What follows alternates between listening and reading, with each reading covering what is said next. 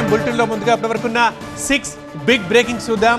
Number 1, ఏపీలో 3, తెలంగాణలో 3 MLC ఎన్నికల కౌంటింగ్ స్టార్ట్ అయింది. కౌంటింగ్ కేంద్రాల్లో పేపర్ బ్యాలెట్లను కట్టలుగా కడుతున్నారు. ఈ ప్రక్రియ సుదీర్ఘంగా సాగే అవకాశం ఉంది.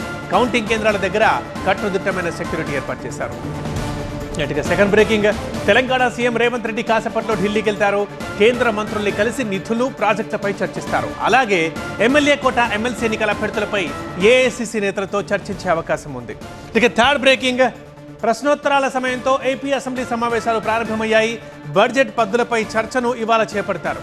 అలాగే మున్సిపల్ చట్ట సవరణ ఆర్డినెన్స్ కూడా సభ ముందుకు వస్తుంది. ఫోర్త్ బ్రేకింగ్ చూద్దాం. ఎస్ఎల్బీసీ టన్నెల్కి సంబంధించి టన్నెల్లో 12 బృందాలతో రెస్క్యూ ఆపరేషన్ పూర్తి స్థాయిలో సాగుతోందని ఎన్డీఆర్ఎఫ్ బృందాలు చెబుతున్నాయి. గల్లంతైన వారిని త్వరలోనే గుర్తిస్తామని ఎన్డీఆర్ఎఫ్ నిపుణులు చెబుతున్నారు. ఫిఫ్త్ బ్రేకింగ్ చూస్తున్నాం.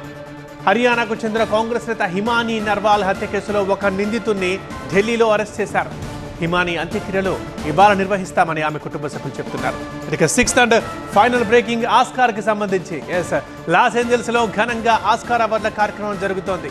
ప్రియాంక చోప్రా నిర్మించిన సినిమా అనూజ అవార్డు సాధించలేకపోయింది.